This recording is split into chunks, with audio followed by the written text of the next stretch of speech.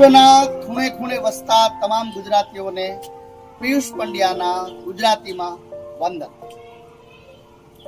મારી વાત શરૂ કરું એ પહેલા કહી દઉં કે મારી વાત જેને સમજાતી નથી નક્કી એ ગુજરાતી નથી. રઈશ મનિયાર સાચું જ લખે છે કે તારા નામનો ટહકો મેં છાતીમાં રાખ્યો છે, ભૂસાવા નથી દીધો કક્કો, હજુ પાટીમાં રાખ્યો છે. આમ તો કંઈક ના કંઈક મલક ખૂંદ્યા, પરંતુ હજી મારો ધબકાર મેં ગુજરાતીમાં રાખ્યો છે. 12મી શતાબ્દીથી સિદ્ધહેમ શબ્દનું શાસન થી શરૂઆત કરીને અપભ્રંશમાંથી ક્રમશઃ વિકસતી જતી માતૃભાષા ગુજરાતીને નરસિંહ મહેતા, મીરા, પ્રેમાનંદ, અખો, નર્મદ, દયારામ, દલપતરામ, ગોવર્ધનરામ ત્રિપાઠી, કવિ કલાપી, કાન, રમેશ પારેખ, ઉમાશંકર જોશી જેવા લબ્ધ પ્રતિષ્ઠ સાહિત્યકારોએ અને શબ્દ શિલ્પીઓએ સંચિત અને સિંચિત કર્યો છે અને ગૌરવિત કર્યો છે.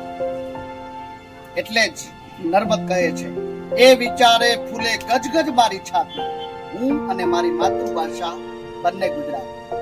માનવીની ભવાઈ, સોક્રેટિસ, ઝેર તો પીધા જાણી જાણી, મળેલા જીવ, સત્યના પ્રયોગો, ગુજરાતનો નાથ, પાટણની પ્રભુતા, લીલુડી ધરતી, સરસ્વતી ચંદ્ર, આવી અઢળક સાહિત્ય કૃતિઓએ વિશ્વ સ્તરે ગુજરાતી ભાષાની છબી અંકિત કરી છે.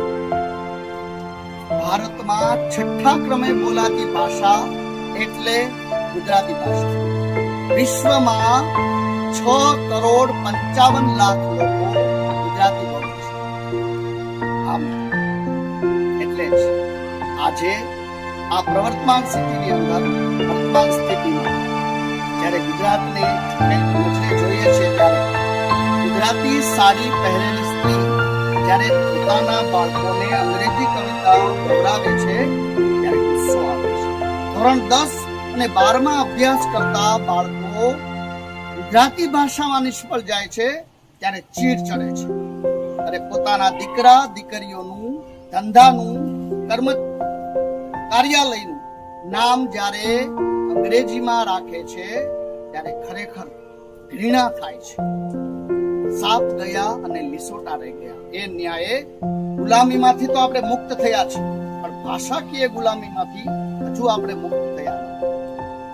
એટલે જ હરદ્વાર ગોસ્વામી લખે છે, હરદ્વાર ગોસ્વામી સરસ મજાનું કહે છે, હે ઈશ્વર દઈ દે મને મરવાનું, સાલું ગુજરાતીનું પણ ગુજરાતી કરવાનું. મિત્રો, આપણી માતૃભાષા, આપણી ધાવણની ભાષા, આપણી માના ઉદરની ભાષા એટલે ગુજરાતી ભાષા. અરે જે ભાષાથી આપણે સવારે આંખ ઉઘડતી હોય, પ્રભાતિયાથી આંખ ઉઘડતી હોય, હે જાગને તું જાગવા, એ ભાષા એટલે ગુજરાતી ભાષા. અરે જે ભાષાથી શાળાઓ ગુંજતી હોય એ ભાષા એટલે ગુજરાતી ભાષા. ચાંદો સૂરજ રમતા તા, રમતા રમતા થોડી જડી, વા તારે વાર તા ભાગો ડોર ચાલે. અરે જે ભાષાથી રમતો રમાતી હોય, છલક છલાણું કિયા ઘેર બાણું, જે શૌર્ય ગીતોથી વીર સપૂતો પેદા થતા હોય, એવા જનની ના હૈયામાં પોઢંતા પોઢંતા પીધો કસુંબીનો રંગ. અને જે હાલડાથી શિવાજી જેવા વીર સપૂતો પેદા થતા હોય, હજિયા ભમાયું ગેલ ચાંદલો ને જીજાબાઈ ને આવ્યા બાળ રે, જીજાબાઈ ને આવ્યા બાળ, આલુડા ને માથ હિચોડે, ધણણ ડુંગરા ડોલે. એ ભાષા એટલે ગુજરાતી ભાષા. જે ભાષાથી ભાઈ બહેનના પ્રેમ ગવાતો હોય એ ભાષા એટલે ગુજરાતી.